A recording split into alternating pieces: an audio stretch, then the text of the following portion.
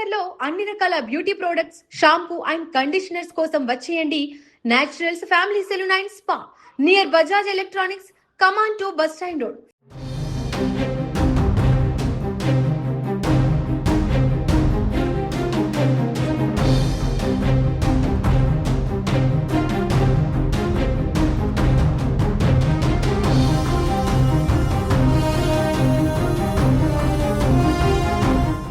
పరిమితికి మించి భారీ వాహనాల్లో సరుకులను, ఖనిజాలను తరలించే ఓవర్లోడ్ వాహనాలపై రవాణా శాఖ ఉక్కుపాదం మోపుతోంది. స్పెషల్ స్క్వాడ్తో తనిఖీలు నిర్వహిస్తుంది రవాణా శాఖ. సో ఇప్పటి వరకు చూసుకుంటే 19 కేసులు బుక్ చేయడం జరిగింది, ఓవర్లోడ్ కేసులు.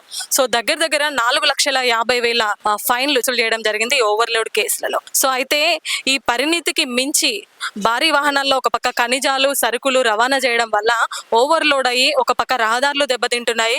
అంతేకాకుండా చాలా మంది అమాయకుల ప్రాణాలు గాల్లో కలిసిపోతున్నాయి. సో ఈ విషయాన్ని రాష్ట్ర ప్రభుత్వం చాలా సీరియస్గా తీసుకుంది. రవాణా శాఖ కమిషనర్ ఇచ్చిన ఆదేశాల ప్రకారం స్పెషల్ స్క్వాడ్తో జిల్లా వ్యాప్తంగా తనిఖీలు నిర్వహిస్తూ ఉంది. జగిత్యాల, పెద్దపల్లి, కరీంనగర్ ఇటువంటి ఏరియాస్లో ఒక స్పెషల్ స్క్వాడ్ టీమ్తో మొత్తం తనిఖీలు నిర్వహిస్తూ ఉంది రవాణా శాఖ. సో మనం చూసుకుంటే అదేవిధంగా ఇప్పటి వరకు 19 కేసులు బుక్ చేయడం జరిగింది ఓవర్లోడ్కి సంబంధించిన కేసులు. అదేవిధంగా 204 క్వారీలకి నోటీసులు జారీ చేయడం జరిగింది. సో కరీంనగర్లో చూసుకుంటే గ్రానైట్ ఎక్కువగా ఉంటుంది. సో ఇక్కడ నుంచే చైనా కానీ ఇతర దేశాలకు కానీ ఎక్స్పోర్ట్ అవుతూ ఉంటుంది గ్రానైట్.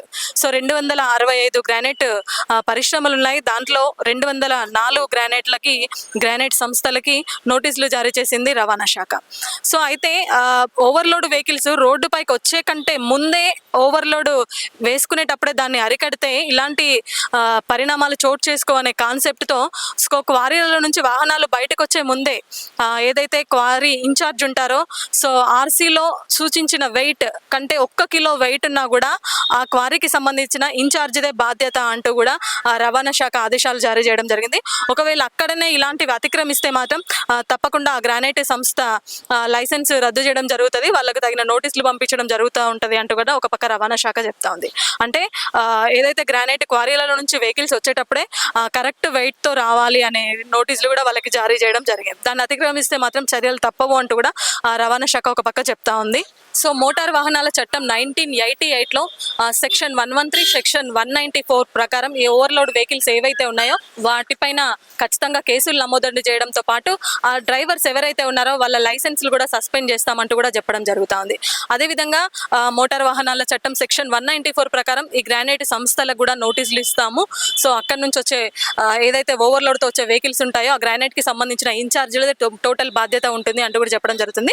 సో ఎవరైనా గ్రానైట్ సంస్థలు ఇది అతిక్రమిస్తే మాత్రం ఆ గ్రానైట్ క్వారీలకు కూడా నోటీసులు ఇవ్వడం జరుగుతుంది అంటూ కూడా ఒక పక్క భూగర్భ గనుల శాఖ, అదే పక్క ఒక పక్క రవాణా శాఖ రెండు కలిసి సంయుక్తంగా ఈ ఆపరేషన్ చేయడం జరుగుతూ ఉంది. సో మొత్తానికి అధిక ఓవర్లోడెడ్ వాహనాలకైతే కట్టడి చేసేందుకు రాష్ట్ర ప్రభుత్వం రవాణా శాఖ ఉక్కుపాదం మోపుతుంది అని చెప్పొచ్చు.